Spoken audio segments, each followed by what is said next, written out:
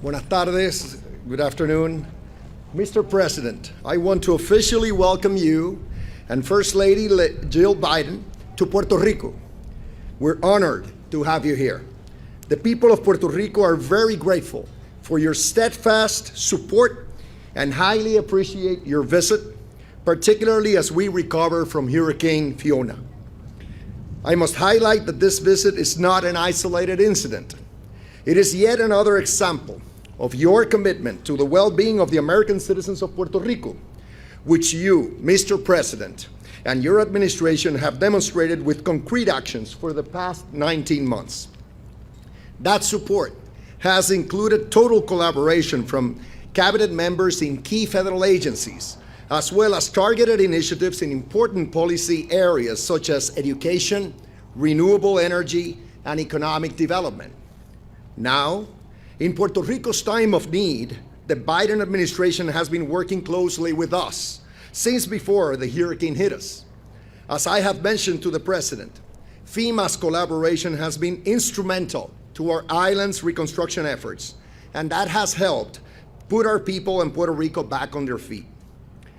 My team and I provided the President and his staff with a detailed briefing of where we are with respect to the recovery from Hurricane Fiona, and described the challenges and opportunities on which we must work together. This is crucial in order to be able to efficiently provide our residents equitable access to essential services and achieve the resiliency in our infrastructure that we need. To that end, I have made a request to President Biden to amend the major disaster declaration to provide an additional period of 180 days of 100% funding for debris removal, emergency protective measures, and direct federal assistance. Right now, Puerto Rico is in a full recovery mode. Just 2 weeks after Fiona, 93% of Puerto Ricans have electricity and 98% have water service. We have been able to provide safe passage to all communities whose access roads or bridges were affected, and everyone who was housed in a shelter has either returned to their home or has been provided temporary housing. All 78 Puerto Rican municipalities were included in the major disaster declaration, and more than 800,000 residents of Puerto Rico have registered with FEMA to claim individual assistance. Our efforts to combat poverty are especially important after a disaster like Hurricane Fiona, in which so many vulnerable families lost their homes and belongings. Thus, I have asked FEMA to provide immediate access to the supplies in its local warehouses to our government and the 94 local non-governmental organizations operating community hubs on our island. On the other hand, we must leverage the recent advances we have made in the ongoing reconstruction due to Hurricane Maria 5 years ago. So it is crucial that all projects stemming from the impact of Hurricane Fiona be incorporated in our previous projects in a cohesive and strategic manner. In addition, since so much of the damage by Fiona's flooding was on our transportation infrastructure, we have requested that FEMA treat the reconstruction of our roads and bridges as critical infrastructure in its recovery policy. We also talked about additional ways in which the federal government can assist us in advancing the transformation of our electric system and achieving our renewable energy generation goals by 2050, consistent with the Memorandum of Understanding we signed last February with key federal agencies. This initiative will help us promote microgrids and distributed energy in remote areas, improve our power sector resiliency, and increase access to more affordable energy and cleaner air. Finally, we spoke of the need to prioritize U.S. Army Corps of Engineers flood control projects to mitigate further damages from potential additional storms. The Corps' ongoing or potential projects cover areas that suffered damages during Hurricane Fiona, such as the areas surrounding Rio La Plata, Rio Puerto Nuevo, Rio Grande de Arecibo, Rio Nigua, Rio Guanajibo, and Rio Inabon here in Ponce. Other areas we must prioritize are aid to our farmers, climate change mitigation initiatives like coastal erosion and coral restoration projects, and adequate funding for our healthcare programs. In short, my asks to you, Mr. President, are straightforward. We want to be treated in the same way as our fellow Americans in the States in times of need. All American citizens, regardless of where they live in the United States, should receive the same support from the federal government. We're confident that the President will heed our call for equal treatment because that is consistent with his priorities and his policies.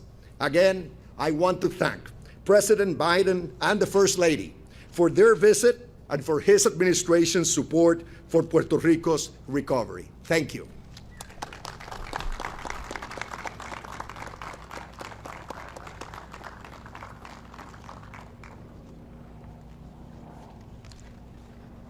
Le brindo la más calurosa bienvenida y agradezco la visita del presidente y la primera dama al pueblo de Ponce, al cual pertenezco y donde he vivido toda mi vida.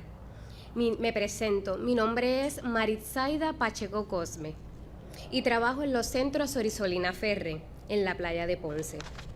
Los centros fueron fundados por Sorisolina Ferre, una mujer misionera cuyo legado fue de amor y servicio, el cual nosotros tratamos de honrar con nuestro trabajo y dedicación.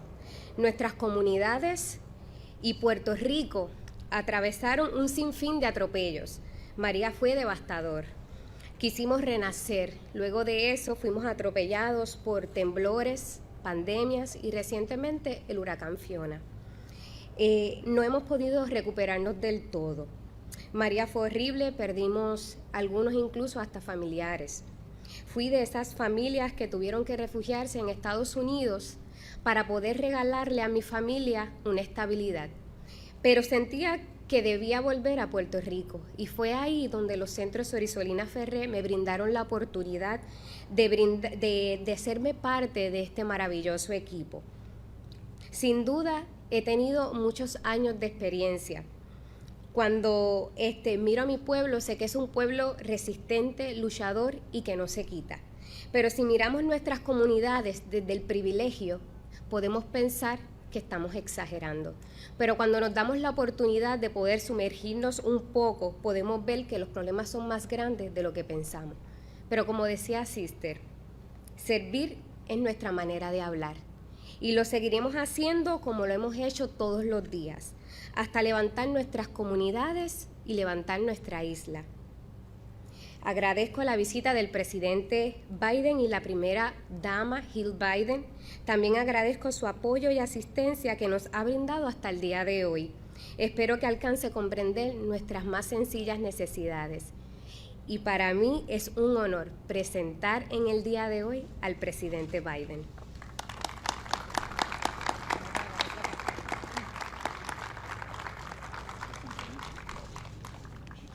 I would like to extend our warmest welcome and express our appreciation to the President and the First Lady for their visit to the municipality of Ponce, which is where I am from and where I have lived my entire life.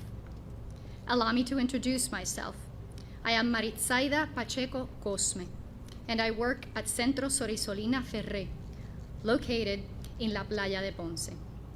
The centers were founded by Sister Isolina Ferre, a missionary woman whose legacy of love and service we try to honor with our work and dedication. Our communities and Puerto Rico have experienced countless hardships. Hurricane Maria was devastating. We wanted to recover and rebuild. After that, we were struck hard by earthquakes, the pandemic, and most recently by Hurricane Fiona. We have not been able to fully recover. Hurricane Maria was terrible. We lost everything, and some people even lost family members. Mine was one of the families that had to seek refuge in the mainland with the purpose of bringing stability to our families. But something told me that I had to come back to Puerto Rico. And it was then that the Centro Sorisolina Ferre gave me the opportunity to become part of this amazing team. I have learned a lot during these years. There is no doubt we are a resilient and hardworking people. When one looks at our communities from the standpoint of privilege, it all sounds like an exaggeration. But when you dive deeper into them, you realize that the problems are much greater than one thinks. But as Sister said, serving is our way of talking. And that is how we will continue to do what we do every day until we lift up our communities and our island of Puerto Rico. I want to thank President Biden and First Lady Jill Biden for their visit. I am also grateful for the support and assistance that they have provided so far.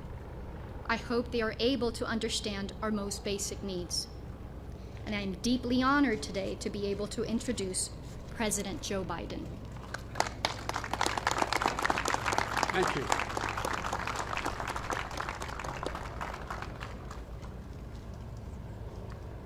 Well, my name's Joe Biden, and I don't want the headline to read, Biden brings storm to Puerto Rico. So I'm going to maybe have to cut this a little short. Let me start off by saying that Jill and I, and thank you very much for that lovely introduction. Jill and I we're anxious to be here. You know, I come from the little state of Delaware. It's not like the Congresswoman from New York. She's from the big state. But we have a very, in relative terms, large Puerto Rican population in Delaware, relative to our population. We have the 8th largest black population in the country, and between all minorities, we have 20% of our state is minority. And so I was sort of raised in the Puerto Rican community at home politically. And so we came here for a long time, both for business and pleasure, since you're part of the Third Circuit Court of Appeals and Delaware is as well, and I was chairman of the Judiciary Committee. I spent a lot of time in the northern part of the state. But look, it's people like you who do so much for your community and are going to make such a big difference as Puerto Rico rebuilds.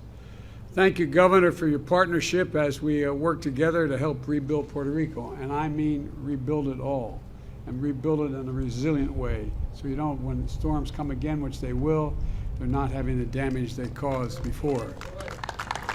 And I want to thank the members of Congress and local officials, community leaders who have joined us today. Ever since the hurricane struck, Jill and I have had people in Puerto Rico on our minds and in our prayers. We came here in person to show that we're with you. All of America is with you as you receive and recover and rebuild. I'm confident we're going to be able to do all you want, Governor, and I'm committed to this island. Puerto Rico has been through so much in recent years. Hurricane Maria 5 years ago, a 6.4 magnitude earthquake 2 years ago. The folks slept outside for days, worried about their homes would collapse on them if they went in. Then COVID-19, and then Fiona. And yes, Puerto Rico is a strong place, and Puerto Ricans are strong people, but even so, you have had to bear so much and more than need be, and you haven't gotten the help in a timely way. And this latest storm dealt a serious blow to all the hard work that have been done since Maria. Roads and bridges built after Maria have been washed away again. Families who spent their savings to build new homes after losing their last ones have seen them flooded away. Crops decimated, farms destroyed. Here in Ponce and communities nearby have been hit the hardest. And in days, people live without power, without water, some still in that circumstance. No idea when to be back again. And for everyone who survived Maria, Fiona must have been an all too familiar nightmare. You know better than anyone that over time, these losses add up. And so Puerto Ricans have lost loved ones in this storm and in the perilous disasters.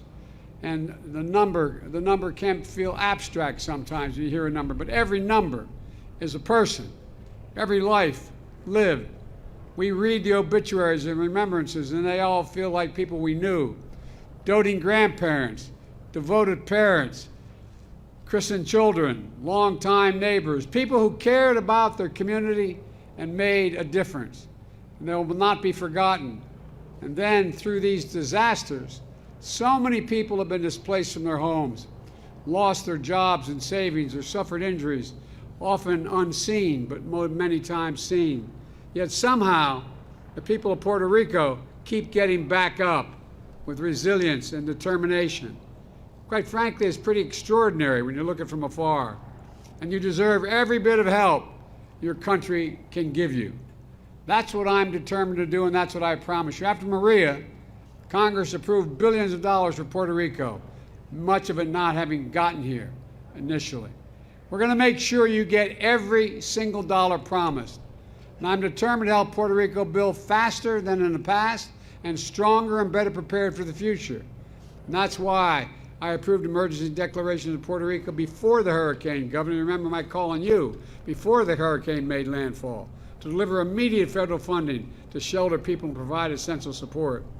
Just a few days later, I approved an expedited major disaster declaration. That means the federal government will cover 100% of the cost to clear debris and carry out search and rescue and continue to shelter people. It also means homeowners, renters, business owners are eligible to apply for federal help to recover damaged losses caused by Hurricane Fiona. The federal government is going to provide individual assistance for up to $37,900 for essential home repairs and another $37,900 for lost property as the law calls for, like a car or a refrigerator. Additionally, we've deployed more than 1,200 personnel from FEMA, the Army Corps of Engineers, the U.S. Coast Guard, the Department of Energy, the Environmental Protection Agency. They include search and rescue, teams to assist survivors, and power restoration experts. Power is now back, as you pointed out, Governor, 92% of the island, and water is back at 95% of the island, thanks in part to the dedicated IBEW workers and federal support staff. Now we have to get to 100%. And here at this facility, you can see some of the generators from FEMA and the Army Corps of Engineers that were transporting to places that still don't have power. Here they're loaded onto trucks and brought to locations and hospitals and shelters, paired with fuel trucks so generators can be gassed up on site. My administration is also providing financial assistance to help families and individuals right away. Many families are scrambling to pay their bills right now to fill up their gas tank, to put food on the table. They can register at FEMA, cash assistance for $700 to help cover the essentials for just a little while. So far, nearly 200,000 households across Puerto Rico have received this cash assistance. $700 won't replace what you lost, not even close, but it can help take care of some of the little basics while you catch your breath and get back on your feet. And FEMA has made crisis counselors available when you're, whether you're a survivor or a first responder. If you need help or just someone to talk to, people are here for you. The hotline number is 800-981-0023. I'll say it again, 800-981-0023. Don't be embarrassed to call. Whether you're Spanish or English-speaking, counselors will be standing by to help you. And at times like these, Americans come together, and I'm grateful for our personnel of FEMA and other agencies for the hard work these past few weeks. Many of our FEMA staff, as been pointed out, are from Puerto Rico, are Puerto Rican. They've been working 24/7 to get help to people across the island, while also scrambling to help their own families and neighbors. I want to recognize the local first responders, including Puerto Rican National Guard, who have been working round the clock, and I mean it literally round the clock. They've been through a lot the past 5 years. I want to applaud the Red Cross volunteers who came from as far away as California, Louisiana, Minnesota, Texas, to help however they can. And New York sent not only a congresswoman, the most congresswoman in the Congress, but the state troopers and emergency responders. I don't think you're going to stay the whole time, right?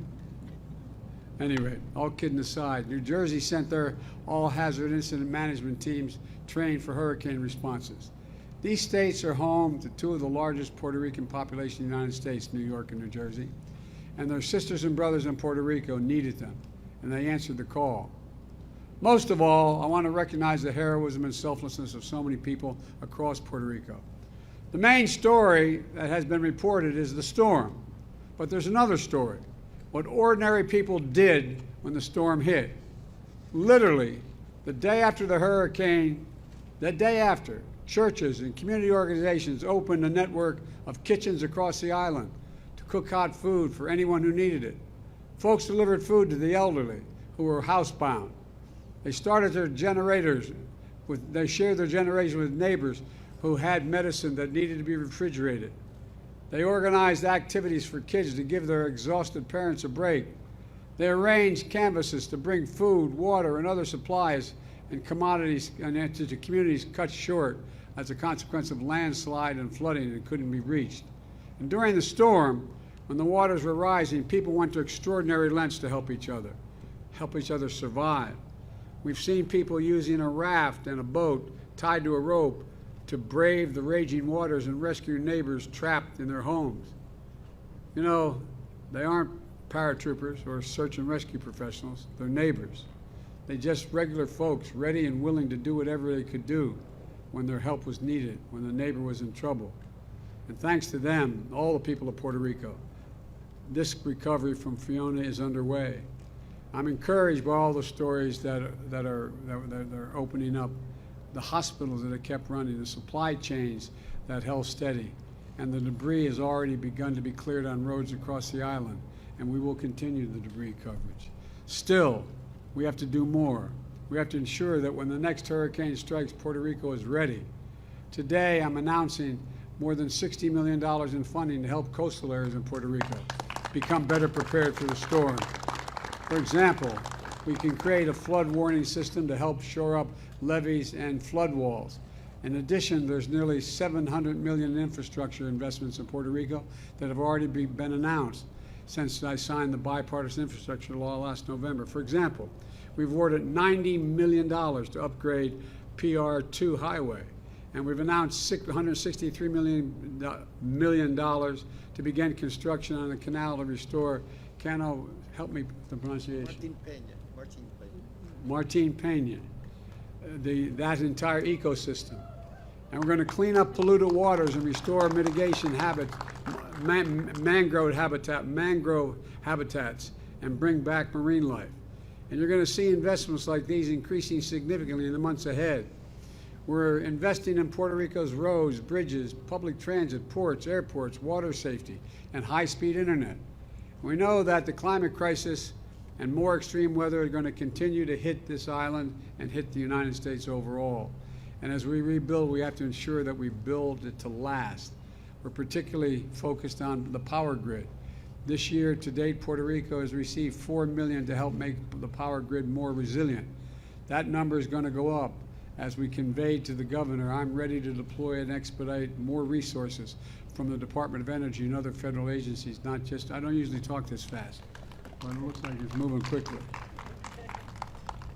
to help transform the entire system so Puerto Rico, the Puerto Rican people can get clean, reliable, affordable power they need, and the power stays in homes and hospitals when storms like Fiona strike. That includes mini grids, which you can begin to deploy soon so we are less dependent on transmission lines across the long distances, and more redundancy when the storms hit.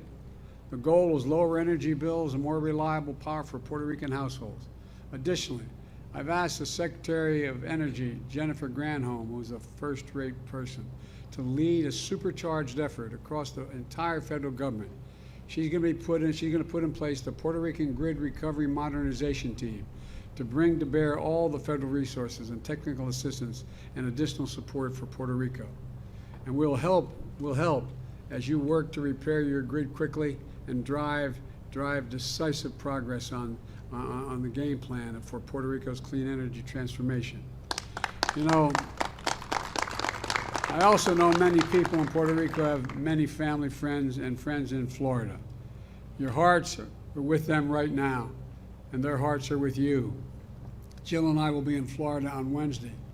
And as I've made clear, at times like these, our nation comes together, put aside our difference, our political differences, and get to work. We show up when we're needed. Because if we lost our home, if we lost a loved one, we'd hope that people would show up for us as well. And I want the people of Puerto Rico to know I'm committed, to my entire administration is committed, to standing with you every step of the way, as long as it takes. And the White House reception honoring Hispanic History Month, a U.S. Army chaplain, a Catholic priest, proud son of Puerto Rico, offered a prayer for all those who suffered through the hurricane, including Puerto Rico. Here's what he said. He said, "Give us generous hearts that we may continue to use our gifts to support them." Well, the people of Puerto Rico have generous hearts, and that's what they get through this. We're returning generosity. And that's the generous hearts that the rest of the country are going to make sure we continue to provide. But I want to say it again. We are not leaving here as long as I'm president until everything, I mean this sincerely, until every single thing that we can do is done. God bless you all, and and all of you who are hurting. And may God protect our troops and all those brave souls that risk their lives to help others survive this tragedy. And I usually don't quite talk this fast, but it looks like we made it. Thank you very much.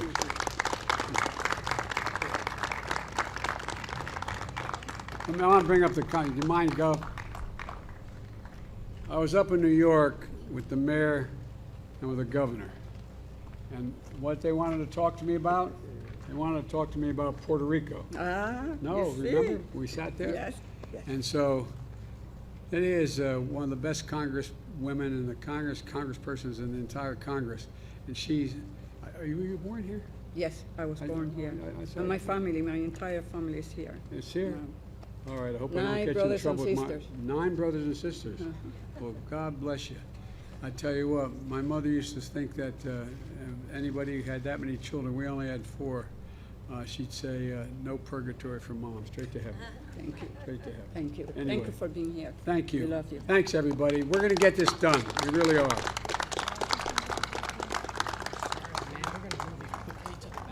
We're going to move me quickly. Okay, thanks, everybody. I really mean it. Thank you very much.